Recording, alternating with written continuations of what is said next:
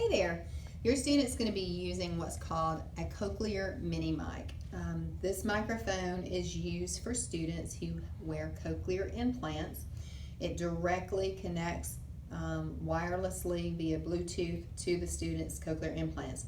Now your student will be keeping up with the microphone. Your student will be charging the microphone. So all you have to do is wear it in class and just learn some helpful hints on having a student with hearing impairment, cochlear implants specifically in your classroom. Now, the beauty of cochlear implants, they allow a person to hear within normal limits. Now, understand, when that student does not have their device on, they are profoundly deaf.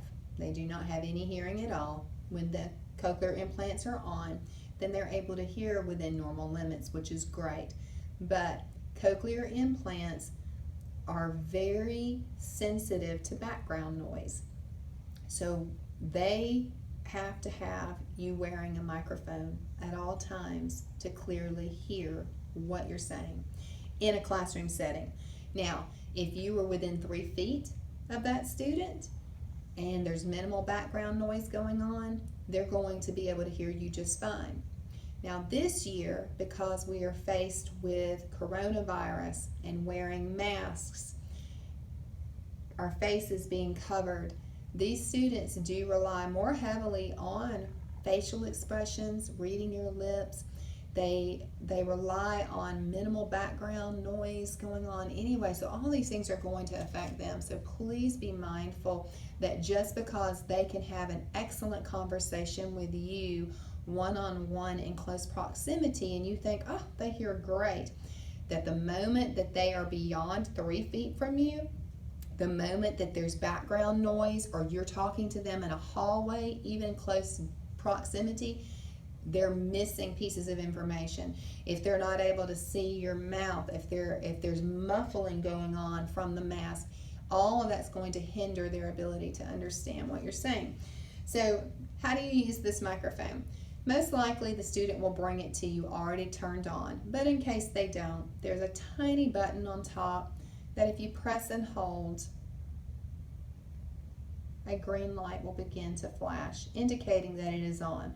Now this device is already connected to their cochlear implant, so there's nothing else to do.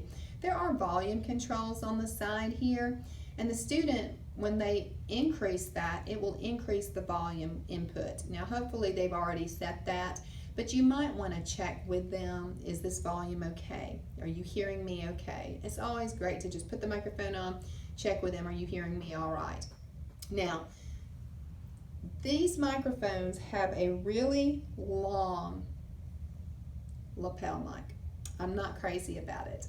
So when I wear a mic like this, I'm going to be honest, it has a clip on the back. I clip it to my clothing if possible, just because it needs to be closer to the mouth than this allows for. So I just like to clip it. It's okay, the position it's in right now on me, that's fine, because I even see it in the videos. They can clip it to the side and it's going to pick up. It's a pretty strong microphone. The other thing that you're going to want to know is about muting the microphone. On the side here, there is a very tiny button in the middle. When I press that button, a yellow light will start flashing. That indicates that it is muted and the student will not hear anything coming through the microphone. The student may prompt you to mute your microphone, they may not. It is a good practice to mute it when they don't need to be hearing you talking, or if you're just sitting at your desk working while they're working, it's always good to mute it, but it's important to unmute the microphone when you do start talking, and you just press that button again to unmute, and now I'm unmuted. The microphone sensor is on the front. Now, some things, just some important things to remember in the classroom for instruction purposes.